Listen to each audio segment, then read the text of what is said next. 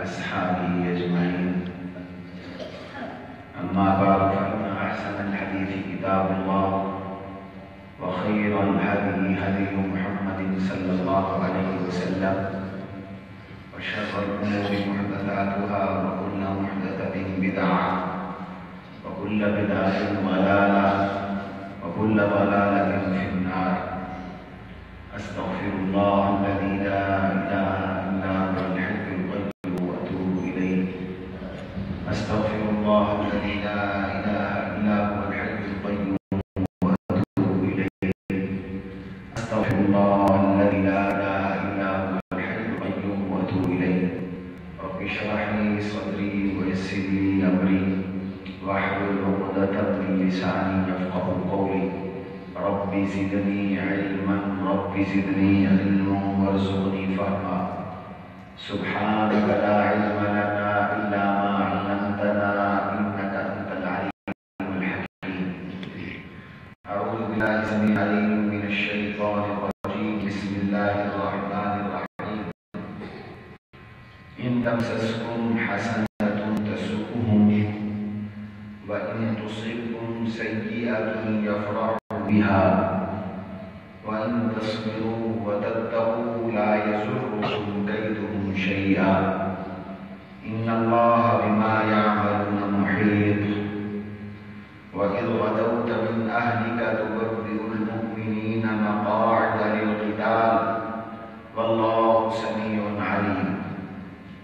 إذ همت طائفتان منكم أن تفشلا والله وليهما وعلى الله فليتوكل المؤمنون. ولقد نصركم الله ببدر وأنتم أذلة فاتقوا الله لعلكم. صدق اللہ العظیم. گرامی قدر سامعین کرام، حضرات اساتذہ جامعہ اور طلباء کرام، طالبات اور خواتین، سورہ آل عمران قرآن کریم کی تیسری سورت ہے.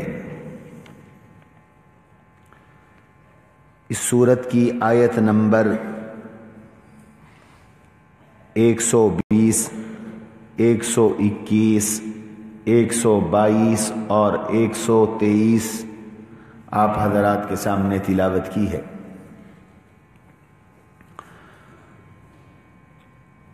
آیات کا ترجمہ پیش خدمت ہے. اگر تمہیں کوئی بھلائی پہنچے تو ان منافقین کو بری لگتی ہے، اور اگر تمہیں کوئی تکلیف پہنچے تو وہ منافق اس تکلیف پر خوش ہوتے ہیں، اور اگر تم صبر کرو اور تم حرام سے بچتے رہو تو تمہیں ان کی کوئی تدبیر ذرا بھی نقصان نہ دے گی.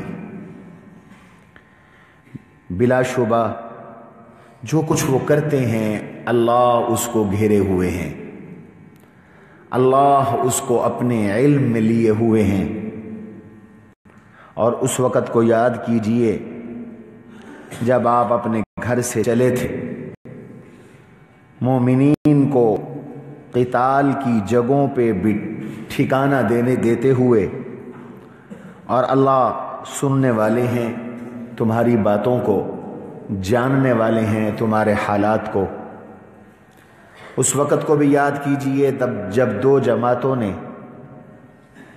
تمہاری دو جماعتوں نے یہ ارادہ کیا کہ وہ ہمت ہار جائیں. اللہ ان کے مددگار تھے، اور اللہ پر ایمان والوں کو بھروسہ کرنا چاہیے. اور بلا شبہ اللہ نے تمہاری بدر میں بھی مدد کی، حالانکہ تم بہت کمزور تھے.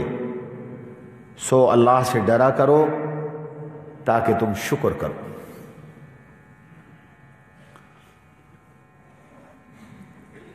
سب سے پہلے تو اللہ تعالیٰ نے منافقین کی سرشت اور طبیعت اور ان کی عادت کو بیان کیا۔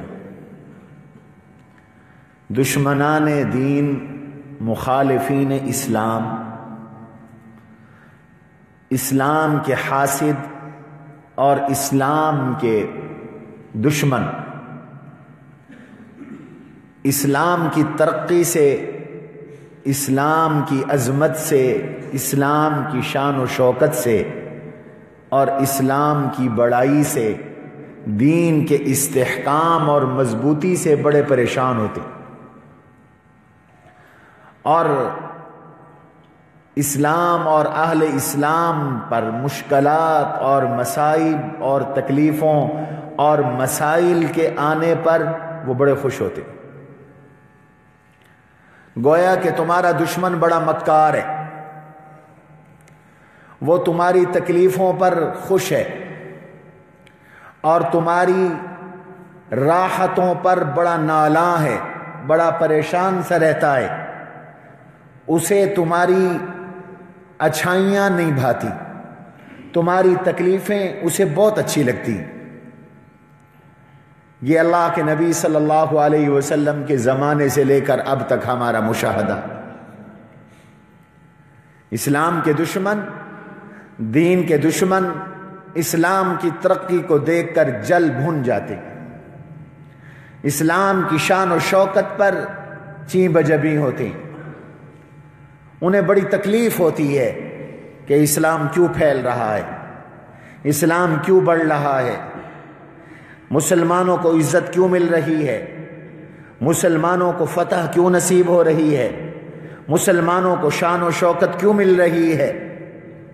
اس پر وہ سازشوں میں لگ جاتے ہیں، اس پر وہ منصوبہ بندیوں میں لگ جاتے ہیں، اس پر وہ خطرناک قسم کے کھیل کھیلنے لگ جاتے ہیں، اس پر وہ الزام تراشیاں اور بہتان ترازیوں میں لگ جاتے ہیں، اس پر وہ مسلمانوں کے خلاف پروپیگنڈے میں لگ جاتے ہیں، اس پر وہ جھوٹے ذرائع کو استعمال کر کے اسلام اور مسلمانوں کو بدنام کرنے کی کوشش کرتے ہیں۔ اور اگر بالفرض مسلمانوں پر برے حالات آ جائیں، تکلیف آ جائے، تنگی آ جائے، کوئی آسمانی آفت آ جائے، کوئی پریشانی آ جائے تو انہیں بڑی خوشی ہوتی ہے، وہ بغلیں بجاتے ہیں، وہ خوش ہوتے ہیں۔ تو گویا اللہ نے خبردار کیا کہ تمہارا دشمن بڑا چالاک، عیار اور مکار ہے، اور وہ ہر وقت تمہاری طاق میں ہے، ہر وقت وہ تمہیں نقصان پہنچانے کی فکر میں ہے۔ لہذا دشمن کے مکر سے، شریروں کی شرارت سے، دشمنوں کی دشمنیوں سے، اللہ کے دین کے خلاف سازشیں کرنے والوں سے بچاؤ کے لیے تم دو کام کرو۔ دو کام کرو گے تو ان کے مکر و فریب سے بچے رہو گے، ان کی سازشوں سے بچے رہو گے، ان کی چالاکیوں، عیاریوں، مکاریوں سے بچے رہو گے، ان کی بری تدبیروں سے بچے رہو گے۔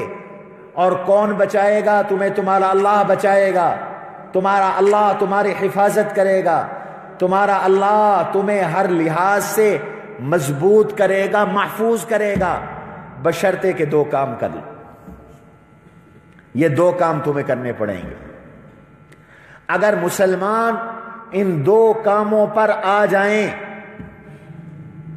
تو مسلمان جیت گئے، ان کے دشمن ہار گئے۔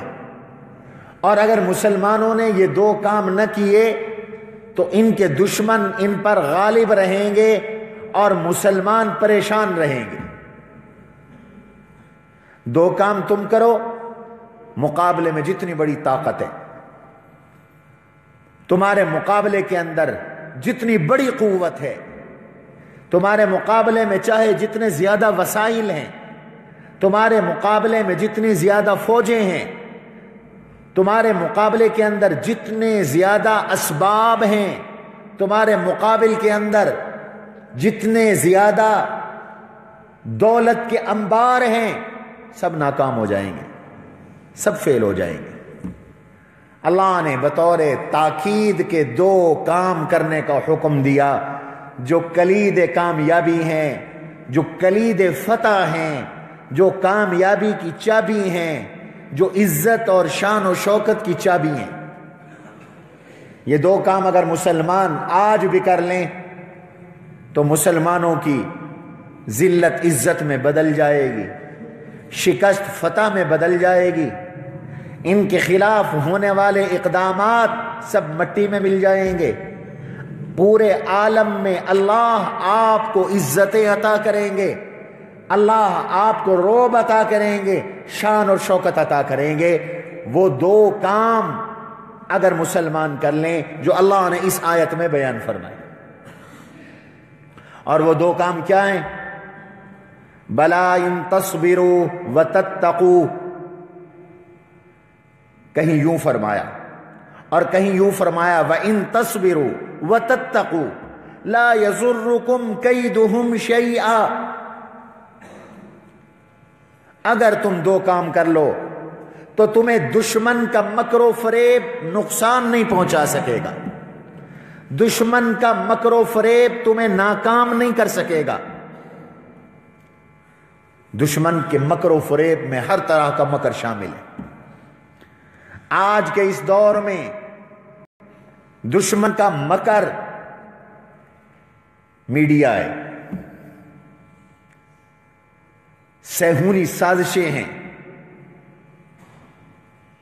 بین الاقوامی قوتوں کی منصوبہ بندیاں ہیں جو پورے عالم اسلام میں مسلمانوں کے خلاف وہ منصوبہ بندیاں کر رہے ہیں۔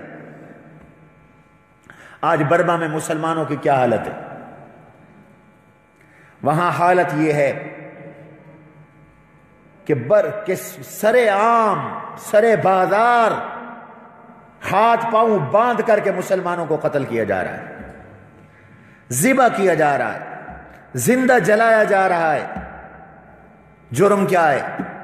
وَمَا نَقَمُوا مِنْهُمْ إِلَّا أَن يُؤْمِنُوا بِاللَّهِ الْعَزِيزِ الْحَمِيدِ۔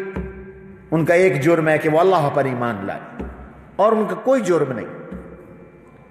آج فلسطین میں، شام میں، آج دنیا کے کونے کونے میں مسلمانوں پر طرح طرح کے ظلم اور طرح طرح کے ستم ڈھائے جا رہے ہیں۔ کوئی دن ایسا نہیں کہ جب مسلمانوں کا خون نہ بہایا جا رہا ہو، مسلمانوں کی لاشیں نہ گر رہی ہوں، مسلمانوں کے جنازے نہ پڑھے جا رہے ہوں، مسلمانوں کو تہ تیغ نہ کیا جا رہا ہو، تمہارے وسائل پہ قبضہ کیا جا رہا ہے، تمہیں آپس میں لڑوایا جا رہا ہے، تمہیں خانہ جنگیوں میں مبتلا کیا جا رہا ہے، کبھی خود تم پر حملے کرتے ہیں، کبھی تمہیں آپس میں لڑوا دیتے ہیں۔ یہ ان کے مکر ہیں، یہ ان کے فریب ہیں، یہ ان کی منصوبہ بندیاں ہیں۔ وہ تمہیں چین نہیں کرنے دیتے، وہ تمہیں سکون نہیں کرنے دیتے، وہ تمہارے خوشحال ملکوں کو معاشی بحران میں مبتلا کر رہے ہیں۔ آپ کے عرب ملک سب خوشحال تھے، آج وہاں حالت یہ ہے کہ وہ قرضے لینے پر مجبور ہے، وہاں لوگ بے روزگار بیٹھے ہیں، ان کو اس طرح الجھا دیا گیا اور ان کو اس طرح مصروف کر دیا گیا اور ان کے وسائل کو اس طرح بیکار کر دیا گیا کہ اب وہ معاشی بدحالی کا شکار ہے۔ جنگیں مسلط کر دی گئی، ان کے پیٹرول سازش کے تحت اس کے ریٹ گرا دیے گئے، ان کے خرچے بڑھا دیے گئے، ان کے ملکوں میں امن تھا، امن چھین لیا گیا۔ ان حالات میں کریں کیا؟ بچاؤ کی تدبیر کیا ہے؟ بچاؤ کا راستہ کیا ہے؟ کچھ سمجھ میں نہیں آتی۔ مسلمان کریں تو کریں کیا؟ نوبت یہاں تک پہنچ گئی کہ اب ہمارے ایمانوں سے بھی کھیلا جا رہا ہے. ہمارے اپنے ملکوں میں بیر رہنے والے ان سے اللہ جل جلالہ عم نوالہ سبحانہ و تعالی کی شان میں کھلے عام گستاخیاں کرائی جا رہی ہیں. جناب رسول اللہ صلی اللہ علیہ وسلم پر خطرناک ترین قسم کے گھٹیا حملے کیے جا رہے ہیں. ہمارے ایمان پہ حملہ، ہماری جانوں پہ حملہ، ہمارے خون بہائے جا رہے ہیں، ہمارے اموال پہ حملہ، ہماری معیشتوں پہ حملہ، ہماری ثقافت اور تہذیب پہ حملہ. آپ دیکھتے نہیں کہ ہماری تہذیب پر کس طرح حملہ ہو رہا. فحاشی کو عام کر دیا گیا، عریانی کو عام کر دیا گیا، بے حیائی کو عام کر دیا گیا، اور اب فحاشی، عریانی، بے حیائی، بدکاری اس کو عام چیز بنا دیا گیا، مفت کر دیا گیا، سستا کر دیا گیا. ہر گھر کے اندر فحاشی اور عریانی کے آلات پہنچا دیے گئے. روٹی مہنگی ہو گئی، فلم سستی ہو گئی. کپڑا مہنگا ہو گیا، گانا مفت ہو گیا. رہائش میسر نہیں لوگوں کو، اور بے حیائی کے راستے مفت کر دیے گئے، کھول دیے گئے. یہ چومکھی لڑائی کفر اسلام کے خلاف لڑ رہا ہے. نہ ہماری جانیں محفوظ، نہ ہمارے ایمان محفوظ، نہ ہماری ثقافت محفوظ، اور آج ہماری عزتیں بھی خطرے میں. اور اس پر اگر ہم بات کرتے ہیں تو ہمیں قدامت پسند اور انتہا پسند اور دقیانوس اور نہ جانے کیا کہا جاتا. تانے دیے جاتے ہیں کہ یہ مولوی تو 1400 سال پہلے کی باتیں کرتے ہیں. اب روشن خیالی کا دور ہے، اب جدت کا دور ہے، اب دنیا ایک گلوبل ولیج بن چکی ہے. دنیا کے ساتھ چلنا پڑے گا. گویا کہ وہ ترقی عریانی میں سمجھتے ہیں، وہ ترقی فحاشی میں سمجھتے ہیں. اقبال بھی، علامہ اقبال رحمۃ اللہ علیہ بھی اس پر رونا روئے تھے. انہوں نے کہا تھا کہ یورپ کی اقوام کی ترقی ننگ اور عریانی سے نہیں ہے، وہ تو علم و ہنر سے ہے، اور علم و ہنر کی طرف ہماری توجہ نہیں. اور ہم نے یہ سمجھ لیا ہے، ہمیں یہ تاثر دے دیا گیا ہے کہ اسی ننگ پن کا نام ترقی ہے. ہر طرف سے حملہ ہے، ملکوں پر، اسلامی ملکوں پر، امت پر، اقوام پر. اللہ کریں تو کریں کیا، جائیں تو جائیں کہاں. میرے اللہ نے قرآن میں قیامت تک آنے والے حالات کا حل بتا دیا ہے، رہنمائی فرما دی. فرمایا 2 کام کرو، اگلے معاملات میں خود سنبھالوں گا. کیا؟ ان تصبروا وتتقوا. نمبر 1 صبر کرو، نمبر 2 تقوی اختیار کرو. کیا ہوگا؟ لا یضرکم کیدہم شیئا. ان کا کوئی فریب، ان کا کوئی مکر، ان کا کوئی دھوکہ، ان کا کوئی منصوبہ، ان کی کوئی سازش، ان کی کوئی پلاننگ کامیاب نہیں ہوگی. انشاءاللہ منہ کی کھائیں گے، ناکام ہوں گے. تم 2 کاموں پر آ جاؤ، تم 2 کام کر لو. پہلا کام صبر کرو، حالات کا مقابلہ کرو، جمے رہو، اسلام پر جمے رہو، دین پر جمے رہو، اللہ کے احکام پر جمے رہو، ڈٹے رہو، اپنی اسلامی ثقافت پر جمے رہو، ڈٹے رہو، اپنے نظریات پر جمے رہو، ڈٹے رہو، اپنے افکار پر جمے رہو، ڈٹے رہو. پسپائی اختیار نہ کرو، شکست نہ مانو. اگر اسلامی ملک کی فوج ہے تو وہ فوج ڈٹی رہے، وہ اپنے نظریے پر اپنی سرحد پہ ڈٹی رہے۔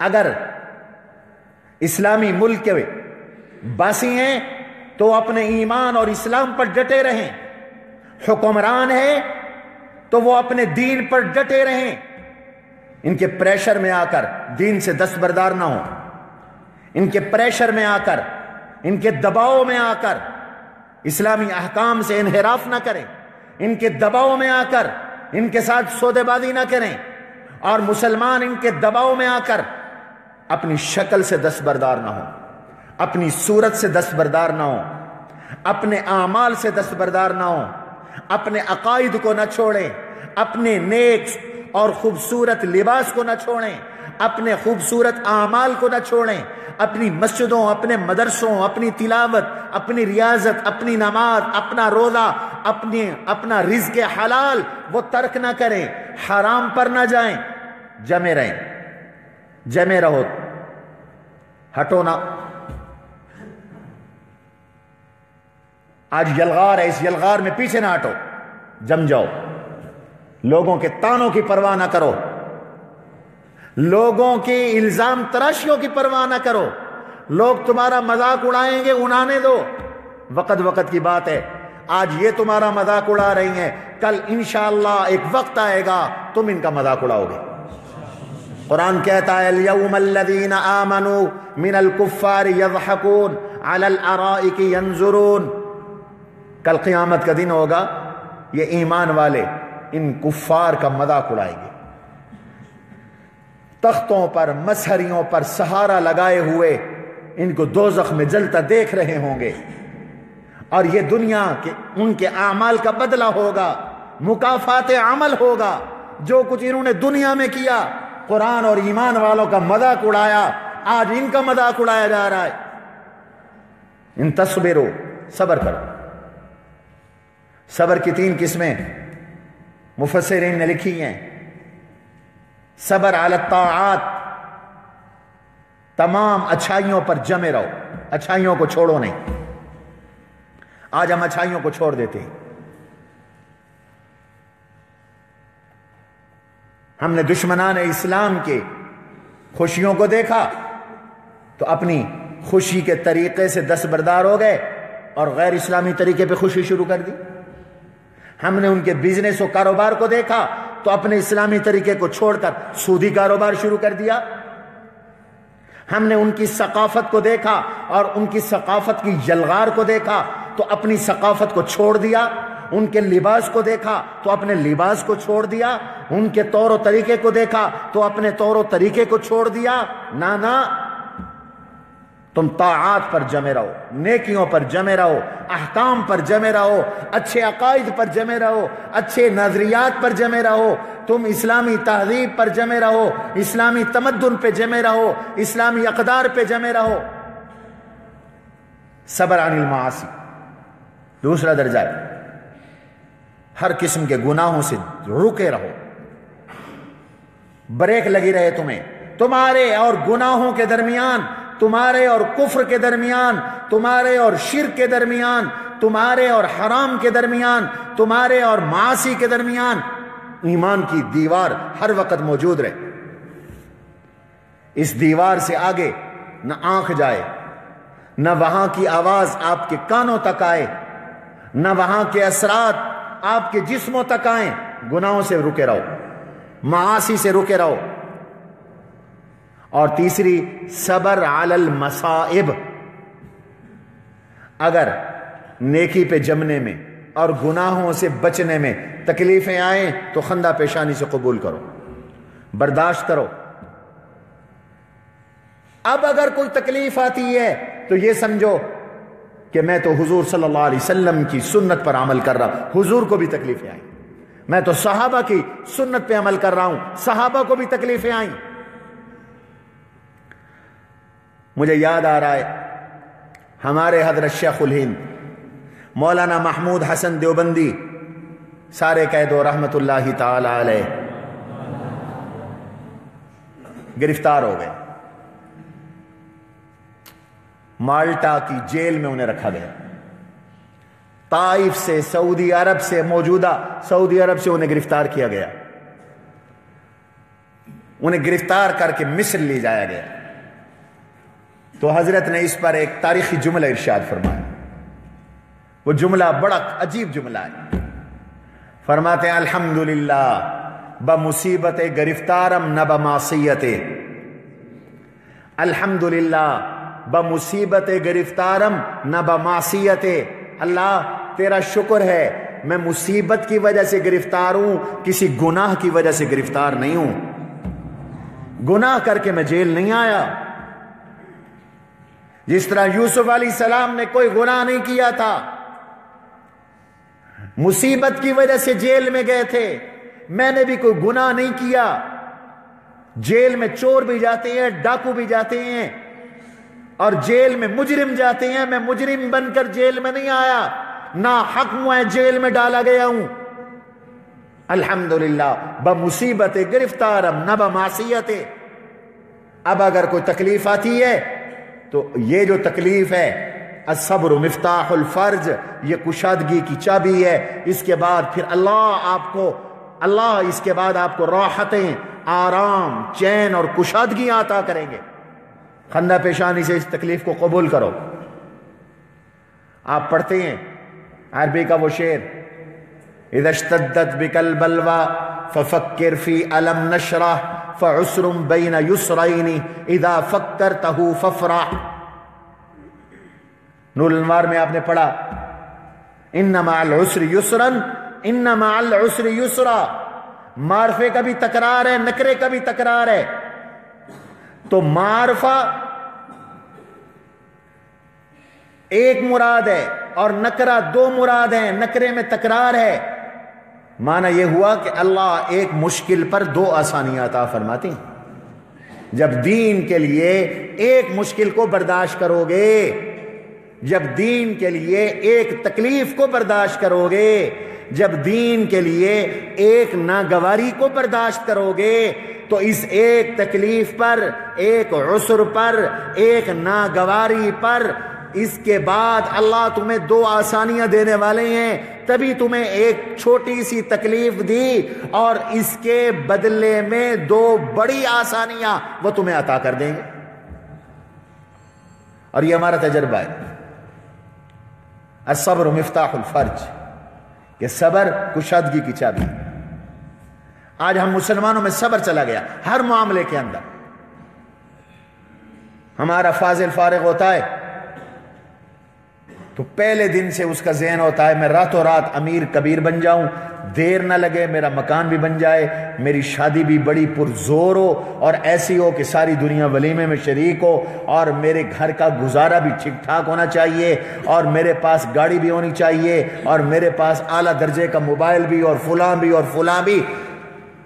اس لیے اس چکر کے اندر جائز ناجائز ذرائع استعمال کر کے اپنے آپ کو اللہ اور اللہ کے رسول کا نافرمان بھی بناتے ہیں اور دین سے محروم بھی ہو جاتے ہیں. اور ملتا وہی ہے جو اللہ نے لکھا ہوتا ہے، ملتا وہی ہے جو اللہ نے لکھا ہوتا ہے. نئے فضلاء کے لیے تو کچھ فضلاء کے اصرار پر، ایک مدرسے کے فضلاء نے مجھے بہت اصرار کیا تو میں نے ایک مضمون لکھا ہے، اس میں 10 ہدایات ہیں نئے فضلاء کے لیے. ابھی اپنے اس صدائے فاروقیہ میں انشاءاللہ وہ شائع ہوگا، تو آپ فضلاء جو اس سال فارغ ہو رہے ہیں اس کو ضرور پڑھیں. تو الصبر مفتاح الفرج، صبر کشادگی کی چابی.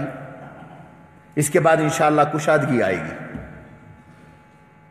پہلا کام صبر کرو، دوسرا کام وتتقوا، اے تتقوا عن المحارم، اے تتقوا عن ما حرم علیکم. ہر اس چیز سے بچو جو اللہ نے تم پر حرام کی ہے. اللہ نے تم پہ شرک کو حرام کیا، اللہ نے تم پہ کفر کو حرام کیا، اللہ نے تم پہ کبائر کو حرام کیا، اللہ نے تم پہ اس صغائر کے اصرار کو حرام کیا. ان سب چیزوں سے بچتے رہو، بچ بچا کے چلو، اپنے آپ کو احتیاط کے ساتھ چلاؤ، زندگی احتیاط کے ساتھ گزارو، اور صبر بھی کرو، اور ساری امت اس پر آ جائے، امت کا اکثر طبقہ اس پہ آ جائے، جیت تمہاری ہے، لا یضرکم کیدہم شیئا، ان کا مکر تمہارا کچھ نہیں بگاڑ سکے گا۔ حضرت عمر رضی اللہ تعالیٰ عنہ کا دور تھا، 8000 کا لشکر غالباً ابو عبیدہ بن جراح رضی اللہ عنہ کی قیادت میں حضرت عمر نے ایک مہم پہ بھیجا۔ بہت دن ہو گئے، فتح نہ ہوئی، کامیابی نہ ملی۔ ابو عبیدہ بن جراح نے خط لکھا، امیر المومنین نے وہ خط پڑھا تو زار و زار رو پڑے۔ حضرت عمر اتنے روئے کہ جتنے حاضرین مجلس تھے وہ سارے پریشان ہو گئے، اور انہوں نے یہ سمجھا کہ یہ 8000 کے 8000 شہید ہو گئے۔ آخر اتنا جو رو رہے ہیں، پورا لشکر شاید شہید ہو گئے۔ تو پوچھا حضرت کیا ہوا، لشکر سارا شہید ہو گیا؟ فرمایا نہیں، میں رو اس وجہ سے رہا ہوں کہ 8000 کا لشکر میں نے بھیجا ہے، اور پھر بھی اللہ کی مدد نہیں آئی، اور فتح نہیں ہوئی، اور کامیابی نہیں ہوئی۔ پھر اس خط کا جواب لکھوایا۔ خط کے جواب میں لکھا کہ میں 8000 کی کمک کے لیے 4000 کا مزید لشکر بھیج رہا ہوں، 4000 مزید افراد بھیج رہا ہوں۔ ان 4000 کے ساتھ تم ہو جاؤ گے 12000، اور جناب رسول اللہ صلی اللہ علیہ وسلم نے 12000 کے لشکر کو ایک بڑا لشکر قرار دیا، اور فرمایا جس میں 12000 ہوں گے، جس لشکر میں وہ عدد کی وجہ سے شکست نہیں کھائیں گے، وہ گنتی کی وجہ سے شکست نہیں کھائیں گے۔ اب تم 12000 ہو، انظروا، ایک کام تم یہ کرو کہ دیکھو، محاسبہ کرو اپنا، احتساب کرو اپنا، اپنے آپ میں غور کرو کہ تم نے حضور کی کون سی سنت کو ترک کیا ہے جس کی وجہ سے فتح نہیں ملی۔ تم یہ بھی دیکھو۔ یہ خط کا جواب لکھا۔ 8000 پہلے گئے تھے، اب کتنے اور بھیجے؟ 4000 نہیں بھیجے، 4 بھیجے۔ فرمایا یہ نبی کے 4 صحابی ہیں، اور ایک ایک صحابی 1000 کے برابر ہے۔ میں بھیج 4 رہا ہوں، لیکن جن 4000 رہا ہوں، اب تم 12000 ہو جاؤ گے۔ بھیج 1 رہا ہوں، صبر اور تقوی والا ہو تو 1000 پر بھاری ہے، 1000 پر بھاری ہے۔ فاروق اعظم نے اس آیت کی یہ تفسیر کر دی، اگر صبر اور تقوی والا ہو فوجی تو ایک فوجی 1000 پر بھاری ہے۔ اور پاکستان میں اس کا نمونہ موجود ہے۔ 65 کی جنگ میں ہمارے ایک ایک فوجی نے دشمن کے کئی جہاز گرائے، کئی جہاز، اور ہمارے ایک ایک فوجی نے دشمن کے 40 ٹینک تباہ کیے، ایک فوجی نے۔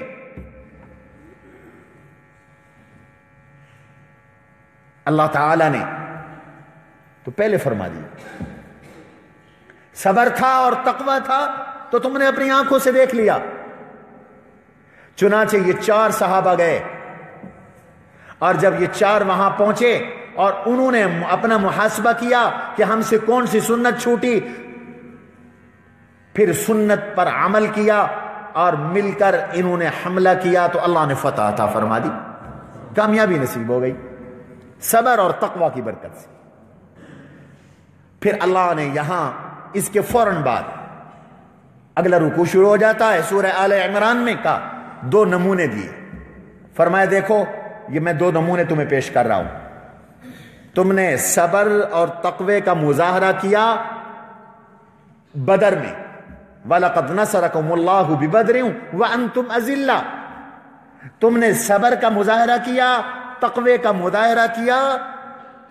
تم 313 تھے، تمہارے مقابلے میں 1000 یا 750 تھے۔ تمہارے پاس توجہ، مسلمانوں کی تعداد کتنی تھی؟ 313۔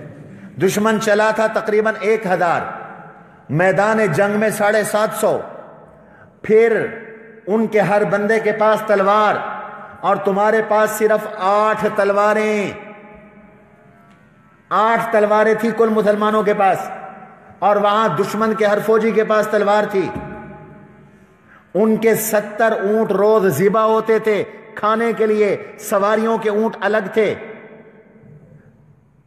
10-12 اونٹ روزانہ کھانے کے لیے ذبح ہوتے تھے، سواریوں کے الگ تھے، اور مسلمانوں کی سواریوں کے کل اونٹ 70۔ مسلمانوں کے پاس صرف 2 گھوڑے تھے جنگ کے لیے، صرف 2 گھوڑے، اور ان کے پاس 20 گھوڑے۔ مسلمان فاقے کے ساتھ تھے، اور ان کے پاس سامان خورد و نوش تھا۔ دشمن کے پاس وہ شراب اور کباب والے تھے، شرابیں ساتھ لائے تھے، لڑکیاں ساتھ لائے تھے، عورتیں ساتھ لائے تھے، اکڑ کے آئے تھے۔ لا تکونوا کالذین خرجوا بطرا ورئاء الناس، قرآن نے کہا وہ اکڑتے ہوئے آئے، لوگوں کو دکھلاتے ہوئے آئے، اور بڑے بڑے نامی گرامی پہلوان عتبہ، شیبہ، امیہ، ابو جہل، لیکن تمہارے اندر صبر تھا، تمہارے اندر تقوی تھا، تو نتیجہ کیا نکلا؟ اس صبر اور اس تقوی کی برکت سے آسمانوں سے فرشتے اترے۔ استقول للمؤمنین أَلَنْ يَكْفِيَكُمْ أَنْ يُمِدَّكُمْ رَبُّكُمْ بِثَلَاثَةِ آلَافٍ مِّنَ الْمَلَائِكَةِ مُنزَلِينَ۔ 3000 فرشتے اللہ نے اتار دیے، 3000 فرشتے، اور پھر فرمایا بَلَا إِن تَصْبِرُوا وَتَتَّقُوا، تمہارا صبر اور بڑھ گیا اور تقوی اور بڑھ گیا، وَيَأْتُوكُم مِّن فَوْرِهِمْ هَذَا، اور دشمن کی کمک آ گئی، ان کا لشکر اور پیچھے سے آ گیا تو نہ گھبرانا، پھر یمددکم ربکم بخمسۃ آلاف من الملائکۃ مسومین، اللہ تمہیں پھر 5000 فرشتوں کی نصرت عطا کرے گا۔ 5000 فرشتے اترے، یہ صبر تھا اور تقوی تھا۔ فضائے بدر پیدا کر، فرشتے تیری نصرت کو اتر سکتے ہیں گردوں سے قطار اندر، قطار بھی۔ آج بھی بدر کی فضا پیدا کرو، کہتے ہیں آسمان سے فرشتے آج بھی اترتے ہیں، آج بھی اترتے ہیں، ان کے سارے مکر ختم ہو جائیں گے۔ حضرت عیسیٰ علیہ السلام کا جب نزول ہوگا، حضرت مہدی کا جب خروج ہوگا، صبر ہوگا مسلمانوں میں، تقوی آئے گا، یہ سارے کے سارے جھاگ کی طرح بیٹھ جائیں گے اور پوری دنیا میں اسلام غالب آ جائے گا۔ اس کا عملی نمونہ اللہ پیش کریں گے، اور ماضی سے بھی پیش کیا، اور ساتھ دوسرا ایک نمونہ بھی پیش کیا۔ وَإِذْ غَدَوْتَ مِنْ أَهْلِكَ تُبَوِّئُ الْمُؤْمِنِينَ مَقَاعِدَ لِلْقِتَالِ، یہ غزوہ احد ہے۔ حضور صلی اللہ علیہ وسلم صحابہ کے لشکر کے ساتھ مدینہ سے احد کو نکلے، حکم کیا، حکم فرمایا 50 تیر اندازوں کا دستہ ہے، یہ اس درے پر رہیں گے، امیر عبداللہ بن جبیر ہوں گے، فتح ہو یا شکست ہو تم نے یہاں سے جانا نہیں، ہٹنا نہیں ہے، یہیں رہنا ہے۔ جنگ ہوئی، مسلمان جیت گئے۔ جب جیتے تو تھوڑی سی امیر کی نافرمانی ہو گئی، امیر کی نافرمانی ہو گئی تھوڑی سی، اور وہ کیا کہ جو درے کے نگران تھے انہوں نے کہا بھئی یہیں رہنا ہے، جانا نہیں، اگرچہ فتح ہو گئی، لیکن ان کے سپاہیوں نے کہا کہ اب تک جنگ لڑنے کا ثواب حاصل کیا، اب غنیمت جمع کرنے کا ثواب حاصل کر لے، اس لیے کہ غنیمت میں حصہ اس کو بھی اتنا ملتا ہے جس نے جمع کرائی ہو، اور اس کو بھی اتنا ہی ملتا ہے کہ جس نے جمع نہ کرائی ہو لیکن جہاد میں شریک ہوا ہو، اور تو کوئی لالچ بن نہیں سکتی۔ لیکن ظاہری طور پر ان سے خطا اجتہادی ہو گئی، امیر روکتے رہے لیکن انہوں نے بات، ارے بولو، یعنی کہ بغیر چھٹی کے چلے گئے، بغیر چھٹی کے چلے گئے، منع کرنے کے باوجود چلے گئے. پھر کیا ہوا؟ پھر یہ ہوا کہ اچانک دشمن نے پیچھے سے حملہ کیا. توجہ، دشمن نے پیچھے سے حملہ کیا، مسلمانوں میں افراتفری پھیل گئی اور جیتی ہوئی جنگ فتح شکست میں بدل گئی. 70 صحابہ حضور کے شہید ہو گئے اس جنگ میں، بڑے بڑے کبار اجلہ صحابہ، 70 صحابہ شہید ہو گئے. یہاں تک کہ حضور کے چچا حضرت امیر حمزہ رضی اللہ عنہ کی لاش کے 11 ٹکڑے ہو گئے، ان کا کلیجہ تک نکال دیا گیا، ان کی آنکھیں، کان، ناک، ہاتھ، پاؤں کاٹ دیے گئے. حضور پہ حملہ ہوا، اللہ کے نبی کے دانت شہید ہو گئے، اور دشمن تابڑ توڑ آپ پر حملے کر رہا تھا، تابڑ توڑ حملے کر رہا تھا. اور چند صحابہ تھے جو اللہ کے نبی صلی اللہ علیہ وسلم کی حفاظت کر رہے تھے. احد میں شکست ہو گئی. کیوں ہوئی؟ ذرا سا تقوی میں کمی آ گئی تھی، ذرا سے صبر میں کمی آ گئی تھی، ذرا سے صبر میں کمی آ گئی تھی، ذرا سے تقوی میں کمی آ گئی تھی. اللہ نے تفصیلی اسباب احد کی شکست کے سورہ آل عمران میں بیان فرمائے، اور ان میں اجمالی سبب یہ ہے کہ تم سے امیر کی نافرمانی ہو گئی. حتی اذا عصیتم وتنازعتم، آگے ہے، تم نے نافرمانی کی امیر کی اور آپس میں تم نے اختلاف کیا. وفشلتم، بکھر گئے تم، تمہارا اختلاف آپس میں ہو گیا، تو نتیجہ یہ نکلا کہ اللہ کی مدد رک گئی. تو بتایا کہ اللہ کی مدد آئے گی صبر کے ساتھ. اور بولو، اللہ تبارک و تعالی ہمیں صبر بھی نصیب فرمائیں، تقوی بھی نصیب فرمائیں. وما علینا الا البلاغ.